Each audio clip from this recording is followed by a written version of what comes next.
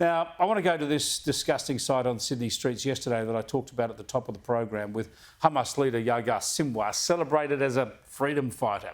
And again, government and law enforcement agencies have let us down, allowing this sort of hatred to be preached without consequences. Here's Shadow Home Affairs Minister James Paterson speaking with me earlier. Not only do we have an extremism crisis, frankly, I think we have a law enforcement crisis. The law hasn't been enforced, the deterrent is not there, and that is why it's getting worse. For more, I'm joined by Ryvchin from the Executive Council of Australian Jewry, joining us live from Sydney. Alex, you must have been horrified at what you saw in Hyde Park in Sydney yesterday, seeing it on media broadcast subsequently, of course. But what about the lack of government action, as outlined there by James Paterson?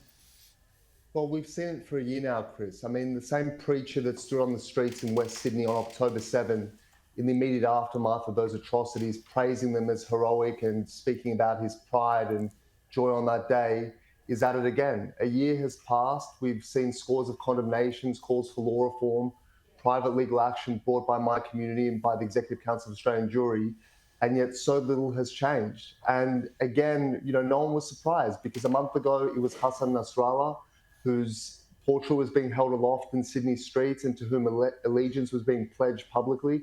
And now it's Sinwar. And as James Paterson rightly points out, until there are consequences, this is going to continue. And these sorts of words, this reveling in terrorism, is going to inspire people. You're seeing the indoctrination of children, and we're going to create a terrible situation for ourselves for generations to come.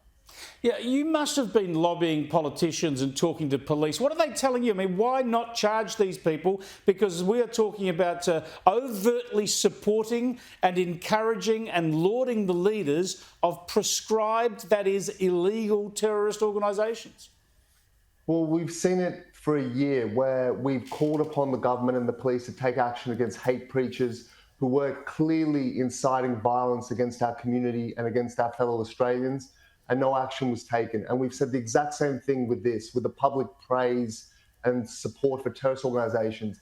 Test the law. The law is there. These groups have been prescribed because they are a threat to our national security. And until arrests are made and matters are brought before the courts, we will not know whether these laws are effectual. So we need to see police action, and we need to see political will. I couldn't agree more, Alex. Thanks so much for joining us. Alex Ryvchin there again from the Australian Jewish Affairs Council. Look, what is the point of having these laws if they don't impose them? You may as well make Hamas and Hezbollah legal entities in this country if you won't prosecute people for applauding them, for applauding their work, for lauding their leaders and encouraging people in their aims. It's just shocking. We'll keep on this, but at the moment we have a federal government and really state police forces as well doing nothing on this.